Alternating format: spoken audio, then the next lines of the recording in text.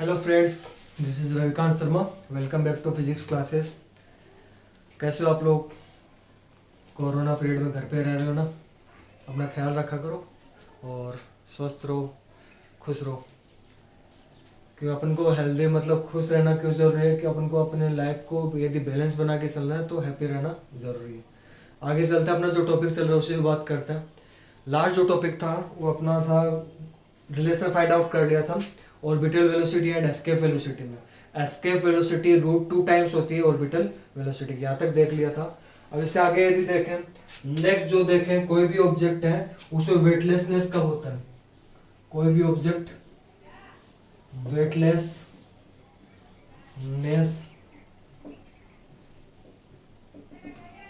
देखना है। वेटलेसनेस का मतलब क्या है? यदि कोई ऑब्जेक्ट है उस पर यदि कोई वेट नहीं लग रहा है, मतलब फोर्स यदि अप्लाइड नहीं हो रहा है, उसका खुद का यदि फोर्स अप्लाइड नहीं हो, वेट फोर्स नहीं है, यानी उसको अपन को मतलब खुद का वेट एकदम जीरो लग रहा है, तो इसे क्या बोलते हैं? वेटलेसनेस बोलते हैं। ये कब होगा? अपन को सभी को अपना वेट फील होता है, मतलब सभी में वेट होता है। रीजन क्या हो उसका? Newton's third law. Newton's third law क्या होता है? अपन क्या करते हैं, अपन अर्थ पे फोर्स लगा रहे हैं, अर्थ क्या करेगी? अपन एक्शन कर रहे हैं अर्थ पे फोर्स लगा के, इसके अपोजिट डायरेक्शन में अर्थ अपने पर क्या करेगी? रिएक्शन करेगी। यानी रिएक्शन फोर्स प्रेजेंट रहने के कारण अपने को क्या फील होता है? बैलेंस मतलब वेट फील होता है। वेट प्रेजेंट रहता है। अब वेट का प्रेजेंट नहीं रहेगा, यदि रिएक्शन फोर्स यदि प्रेजेंट नहीं है किसी ऑब्जेक्ट पे, तो उस कंडीशन में क्या रहेगा? वेटलेसनेस फील होगा। कैसे? अब इसे को एक एग्जांपल के थ्रू एक्सप्लेन करते हैं। देखो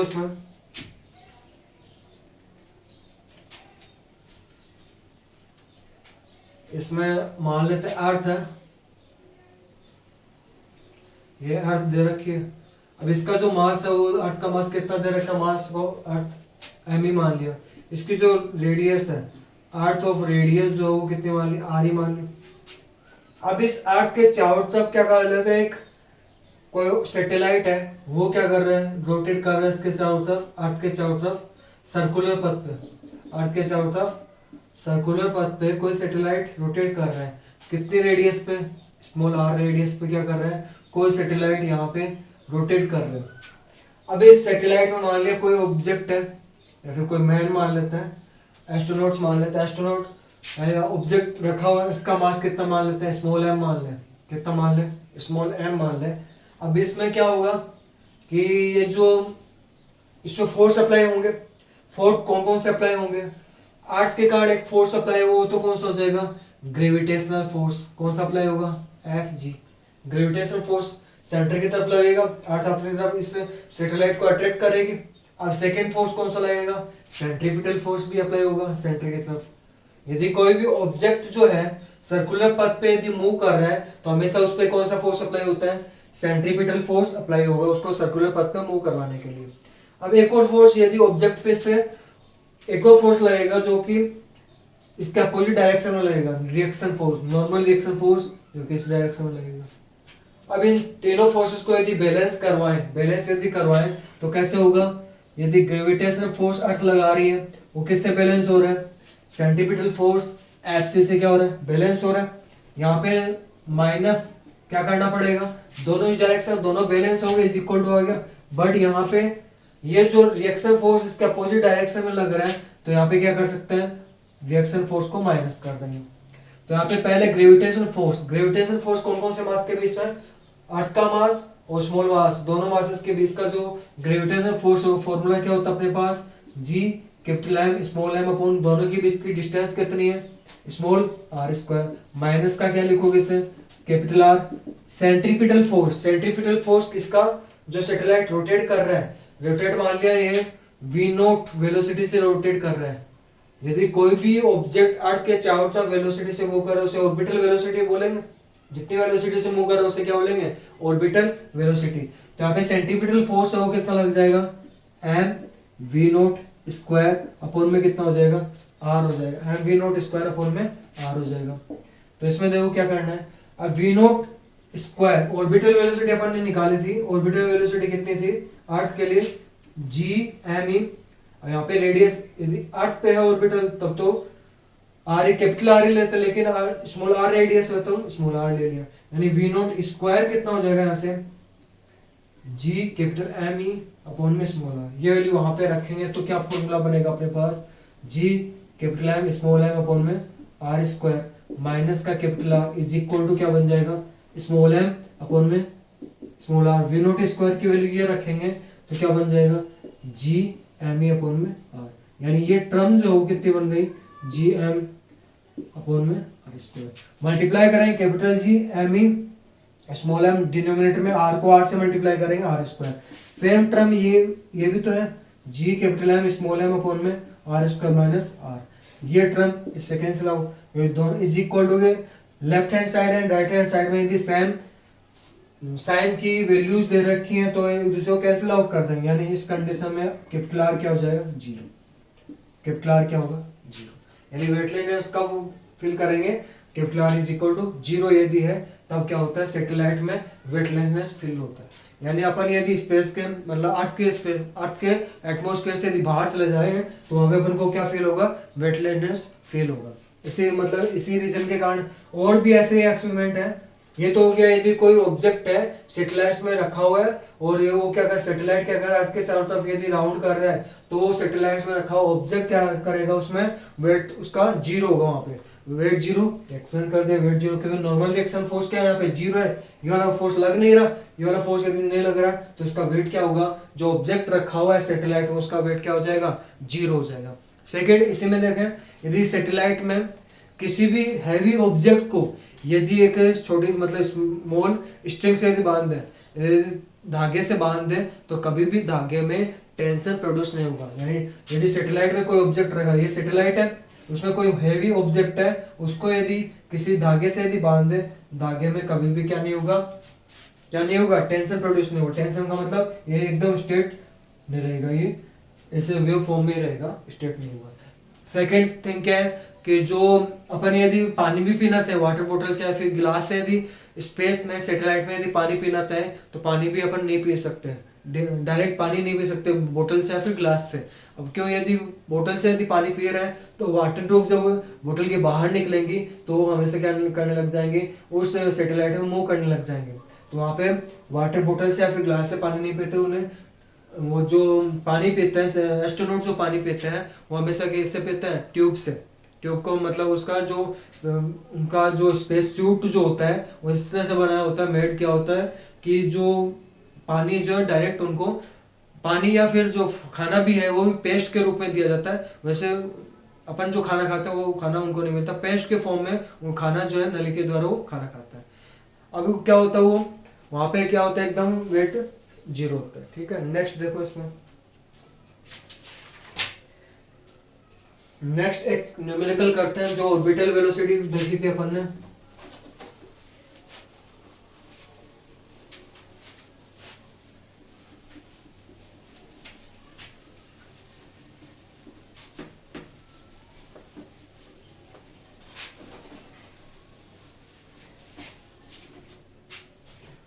क्वेश्चन देखते हैं इससे रिलेटेड, जो ऑर्बिटल वेलोसिटी और एस्केप वेलोसिटी अपन ने की थी उससे related. If mass of a planet, mass of a planet is twice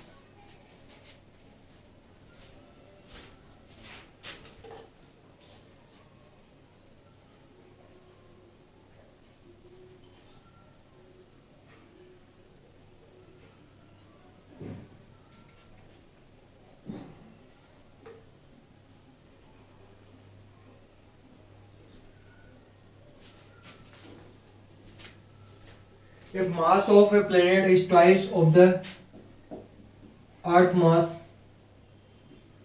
of the earth mass of the earth mass and radius of planet, radius of planet is half of the radius of earth, half of the radius of earth, then calculate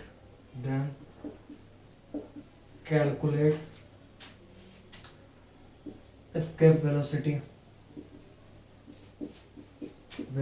for planet,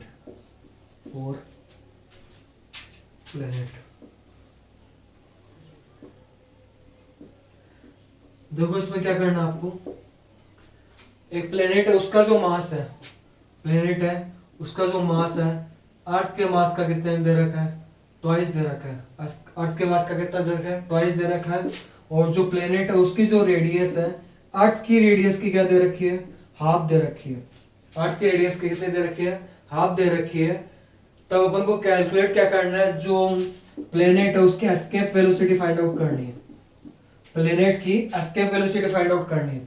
अब escape velocity का formula जो होता है अर्थ के लिए तो कितना होगा, एस्केप वेलोसिटी ऑफ अर्थ कितना होता है, √2 GME अपॉन में कितना होता है, √2 GME अपॉन में कितना होता है, रेडियस ऑफ अर्थ। ऐसे ही जो ये तो हो गया एस्केप वेलोसिटी फॉर अर्थ। ऐसे जब निकालेंगे एस्केप वेलोसिटी फॉर प्लेनेट तो ये सेम फॉर्मूला है, चेंज किस में आएगा, 2g ग्रेविटेशन कांस्टेंट रहेगा, मास ऑफ प्लेनेट और रेडियस ऑफ प्लेनेट। अब equation number first, equation number second, क्या करना आपको, सेकंड में किसका डिवाइड देना है, फर्स्ट का डिवाइड देना है। ये अपन को निकालना क्या, एस्केप वेलोसिटी निकालनी है, किसकी, प्लेनेट की एस्केप वेलोसिटी निकालनी है। तो प्लेनेट की एस्केप वेलोसिटी निकालने के लिए सेकंड इक्वेशन में फर्स्ट का डिवाइड देंगे। एस्केप वेलोसिटी डिवाइड जब देंगे तो इसमें ये देखो, जब डिवाइड दे रहे हैं तो कैपिटल आर से कैपिटल आर और 2g से 2g कैंसिल आउट, यानी बचेगा क्या अपने पास, सॉरी या रेडियस ऑफ, ये कैंसिल आउट नहीं होगा, √2g से √2g कैंसिल आउट होगा, यहाँ पे रेडियस ऑफ अर्थ हो जाएगा, यहाँ पे रेडियस ऑफ प्लेनेट हो जाएगा। अपने पास बचेगा क्या, न्यूमरेटर। पहले तो देखो न्यूमरेटर में क्या बच रहा है, इसमें सेकेंड और फर्स्ट का डिवाइड लगा रहे हैं, MP मास ऑफ प्लेनेट, और यहाँ पे क्या लग जाएगा, mass of earth. Second under root में क्या बचेगा, सेकेंड और फर्स्ट का डिवाइड लगा रहे हैं तो यहाँ पे डिनोमिनेटर में इसमें क्या बचेगा, रेडियस ऑफ प्लेनेट, और न्यूमरेटर में क्या बचेगा, रेडियस ऑफ अर्थ। अब जो वैल्यूज दे रखी है वो राइट कर दो। Velocity of escape velocity for planet, escape velocity for earth is equal to mass of planet क्या दे रखा है, मास ऑफ अर्थ का 2 टाइम्स दे रखा है। मास ऑफ प्लेनेट जो है इसकी जगह क्या कर देंगे, मास ऑफ अर्थ का 2 टाइम्स यानी twice of mass of earth. Denominator में क्या आएगा, मास ऑफ अर्थ। ऐसे ही क्या करना है, रेडियस ऑफ जो प्लेनेट है वो रेडियस ऑफ अर्थ का कितने टाइम्स दे रखा है, वो हाफ दे रखा है। तो यहाँ पे क्या करोगे, RE अपॉन 2 ऊपर चला जाएगा, RE। रेडियस ऑफ अर्थ से radius of Earth cancel out, mass of Earth से mass of Earth cancel out, यानी बचेगा क्या, velocity, escape velocity for planet और escape velocity of Earth at Earth. Escape velocity of Earth कितना आ जाएगा, √4, यानी √4 की वैल्यू कितनी होती है, 2। 2 × 2 कितना होगा, 4 होगा। 4 की जो अंडर रूट है यानी स्क्वायर रूट की जो वैल्यू कितनी आ जाएगी, 2 आ जाएगी। यानी एस्केप वेलोसिटी फॉर प्लेनेट क्या होगा, 2 टाइम्स होगा एस्केप वेलोसिटी ऑफ अर्थ। ये आपका, यानी कोई भी यदि प्लेनेट है उसका मास क्या दे रखा हो, अर्थ के मास का ट्वाइस दे रखा हो, और रेडियस जो है, रेडियस जो दे रखी है, रेडियस जो दे रही है प्लेनेट की रेडियस की कितने, प्लेनेट की जो रेडियस है अर्थ की रेडियस का कितना दे रखा है, हाफ दे रखा है। उस कंडीशन है एस्केप वेलोसिटी जो प्लेनेट के लिए वो क्या हो जाएगी, अर्थ की वेलोसिटी एस्केप वेलोसिटी का 2 टाइम्स हो जाएगी। ठीक है, नेक्स्ट न्यूमेरिकल देखो।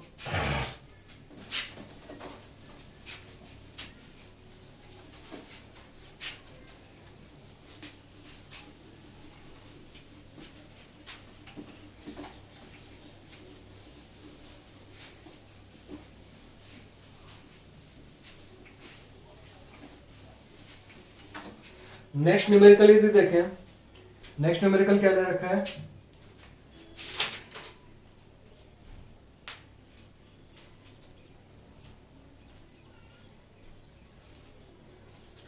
नेक्स्ट न्यूमेरिकल दे रखा है at earth surface, at earth surface projectile velocity, projectile velocity for any particle is n times is n times to the escape velocity, to the escape velocity. Then calculate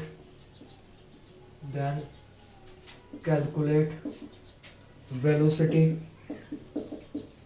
of particle at infinite. Infinite पे क्या करना अपन को, उस particle की velocity find out करनी है। तो देखो कैसे करेंगे। अपन को पता है कि यदि किसी भी ऑब्जेक्ट को अपन थ्रो करते हैं तो वहां पे उसकी जो टोटल मैकेनिकल एनर्जी जो होती है, हमेशा क्या रहेगी, कंजर्व रहेगी। यानी अकॉर्डिंग टू एनर्जी कंजर्वेशन,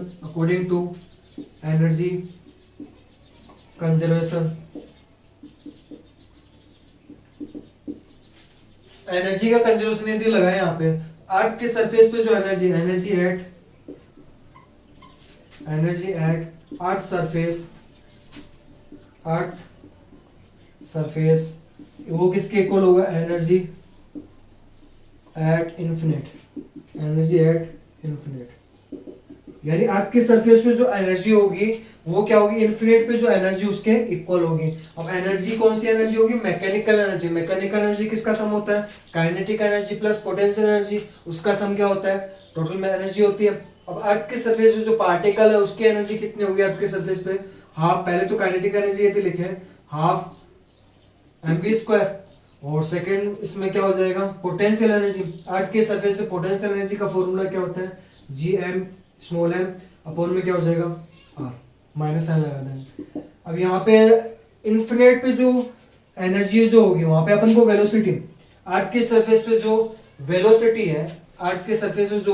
है पार्टिकल की, वो क्या होगी, जो एस्केप वेलोसिटी है। अर्थ के सरफेस जो पार्टिकल की वेलोसिटी है वो एस्केप वेलोसिटी का कितने टाइम बोलिए, एन टाइम बोला है। यहाँ पे कितने टाइम बोला है, एन टाइम बोला है। तो अपन को इन्फिनिट पे वेलोसिटी फाइंड आउट करनी, पार्टिकल की इन्फिनिट पे वेलोसिटी अपन को कैलकुलेट करनी है। तो यहाँ पे क्या हो जाएगा, पार्टिकल की वेलोसिटी अर्थ पे क्या होगा, एस्केप वेलोसिटी का कितने टाइम्स हो जाएगी, एन टाइम्स है। तो ये इन्फिनिट पे वेलोसिटी फाइंड आउट करनी है। तो इन्फिनिट पे मास तो उतना ही रहेगा, पार्टिकल का मास उतना ही रहेगा, लेकिन वेलोसिटी चेंज हो जाएगी, v पार्टिकल की इन्फिनिट का स्क्वायर। बट यहाँ पे पोटेंशियल एनर्जी देखो, इन्फिनिट पे फाइंड आउट कर रहे हैं, इन्फिनिट स्मॉल r की वैल्यू क्या होगी, इन्फिनिट, यानी किसी भी डिजिट का यदि डिवाइड दे रहे हैं, किसी डिजिट पे इन्फिनिट का यदि डिवाइड दे रहा है तो उसकी वैल्यू क्या हो जाएगी, 0। यानी ये वैल्यू कितनी हो जाएगी, 0। यानी बचा क्या अपने पास, स्मॉल m का यदि डिवाइड दे दें, अपन को ये वैल्यू निकालनी है, स्मॉल m का डिवाइड दे दूं m/2 का ही डिवाइड दे कंप्लीट इक्वेशन में, तो क्या बचेगा, vp इन्फिनिट का स्क्वायर m/2 का डिवाइड दे दिया, vp e का स्क्वायर माइनस vp इसका स्क्वायर,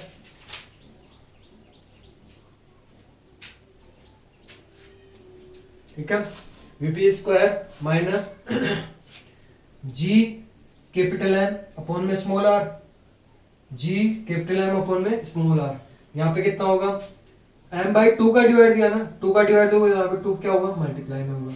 तो यहाँ पे जो पार्टिकल की इन्फिनिट पे जो वेलोसिटी है, इसमें क्वेश्चन में क्या बोला, जो पार्टिकल की अर्थ पे जो वेलोसिटी है, एस्केप वेलोसिटी का n टाइम्स है, यानी n स्क्वायर और ये एस्केप वेलोसिटी का स्क्वायर। vp की वैल्यू यदि रखेंगे तो स्क्वायर करना होगा, और यहाँ पे क्या दे रखा है, 2gm अपॉन में r।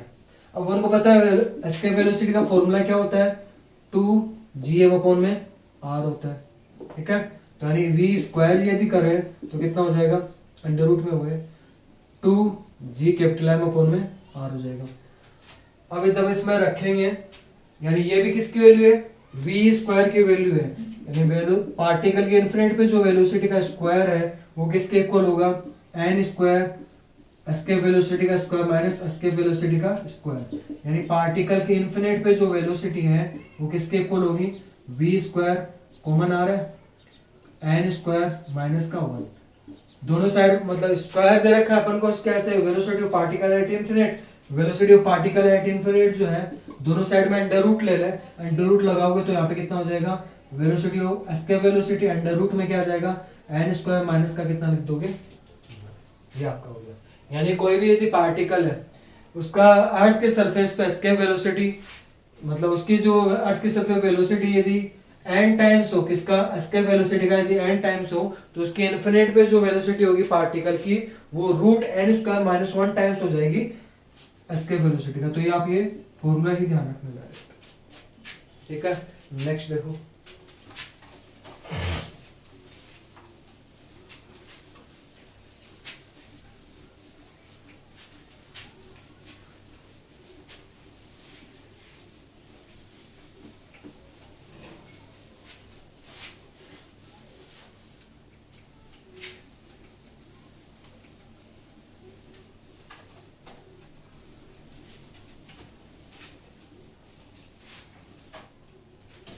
नेक्स्ट जो आपका वो है, नेक्स्ट जो टॉपिक है वो है Kepler's law.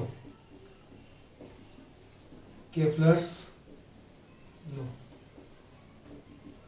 Kepler's law. Kepler ने क्या बताया, अर्थ के सरफेस के बारे में बताया, उसकी वेलोसिटी के बारे में बताया, उसके टाइम पीरियड के बारे में एक्सप्लेन किया है। क्या इसने, केपलर ने इससे रिलेटेड 3 लॉज दिए हैं। उसका फर्स्ट लॉ क्या है, वो उसने क्या बताया कि कोई भी सैटेलाइट या फिर कोई भी प्लेनेट है वो अर्थ मतलब सन से रिलेट करता है। कैसे रिलेट करेगा, कोई भी प्लेनेट सन से हमेशा कौन से पथ पे मूव करता है, इलिप्टिकल, इलिप्टिकल फॉर्म में मूव करता है, ना कि सर्कुलर पथ पे। कोई भी यदि सैटेलाइट है वो हमेशा सन के चारों तरफ इलिप्स फॉर्म में क्या करेगा, मूव करेगा। ये क्या था, केपलर का फर्स्ट लॉ था। क्या बताया था केपलर ने, कोई भी यदि प्लेनेट है वो सन के चारों तरफ, सन के अराउंड में इलिप्स पथ पे मूव करता है, इलिप्स पथ पे मूव करता है, और सन जो हमेशा उसके फोकस पॉइंट पे रहेगा।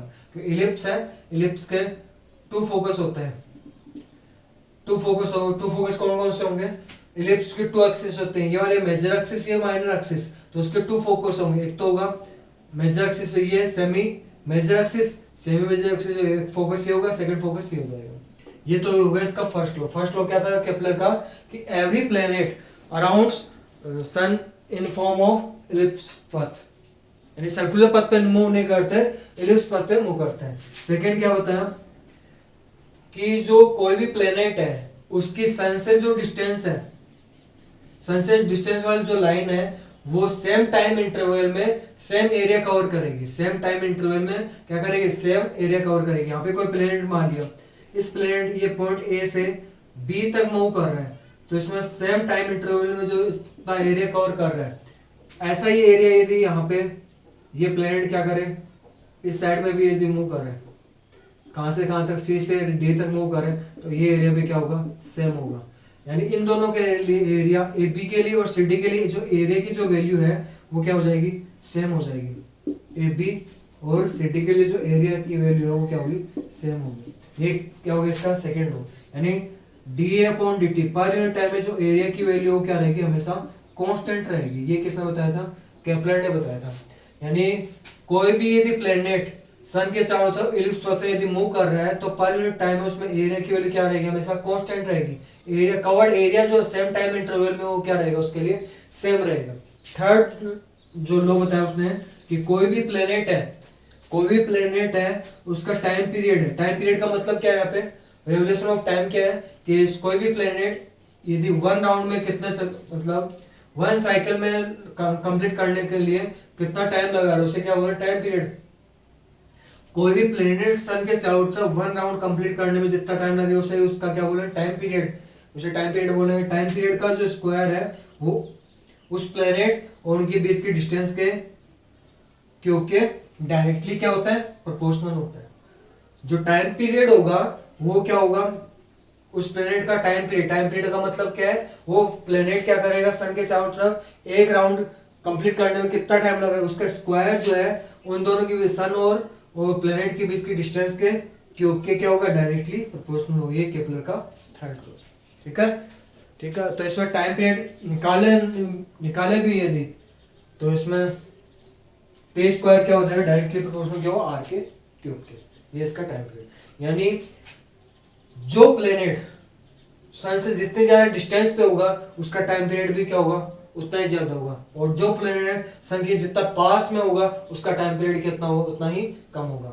जैसे देखें जो मरकरी है उसके लिए टाइम पीरियड जो है, मरकरी के लिए टाइम पीरियड जो है कि मरकरी जो सन के पास और सबसे पास वाला जो प्लेनेट होता है, अपन सोलर जो प्लेनेट्स पढ़ते हैं, सोलर प्लेनेट सबसे पास वाला जो प्लेनेट होता है सन के, वो कौन सा होता है, मरकरी होता है। मरकरी टाइम पीरियड कितना होता है, 88 डेज होता है। यानी 88 डेज में क्या करता है मरकरी, क्या करता है मरकरी जो होगा, ये सन है, इसके साथ स्टार्टिंग में यानी सबसे पास में कौन सा होता है, मरकरी प्लेनेट होता है। मरकरी प्लेनेट क्या कर रहा है, 88 डेज में सन के चारों तरफ एक राउंड कंप्लीट कर लेगा। कितना राउंड कंप्लीट कर लेगा, 1 राउंड कंप्लीट कर लेगा। ऐसे ही और सबसे ज्यादा किसका होगा, वो हो जाएगा नेपच्यून। हाँ नेपच्यून ही होगा, कौन सा होगा, नेपच्यून। हाँ नेपच्यून हो जाएगा। नेपच्यून सबसे दूर वाला जो प्लेनेट है, सबसे दूर वाला जो प्लेनेट है, टोटल प्लेनेट्स कितने, सोलर प्लेनेट्स कितने हैं, 8 है। सोलर प्लेनेट्स कितने हैं, 8 है। पहले लाए थे लेकिन एक प्लेनेट जो प्लूटो था उसको हटा दिया गया, उसको प्लेनेट्स की, सोलर प्लेनेट्स की फॉर्म में काउंट नहीं करते। तो लास्ट वाला जो प्लेनेट बचा वो कौन सा है, नेपच्यून है। कौन सा है, नेपच्यून है। कौन सा होगा, नेपच्यून होगा। नेपच्यून का जो टाइम पीरियड है सन के चारों तरफ एक राउंड कंप्लीट करने में, वो होता है 164 ईयर्स होता है। वो कितना होता है, 164 ईयर्स होता है। ठीक है, ये तो हो गया इसमें। अब यदि अर्थ का भी यदि देखें, अर्थ का तो कितना होता है, 365 डेज होता है। कितना होता है, 365 डेज होता है। तो इससे केपलर थर्ड लॉ सेटिस्फाई कर रहा है कि नहीं कर रहा।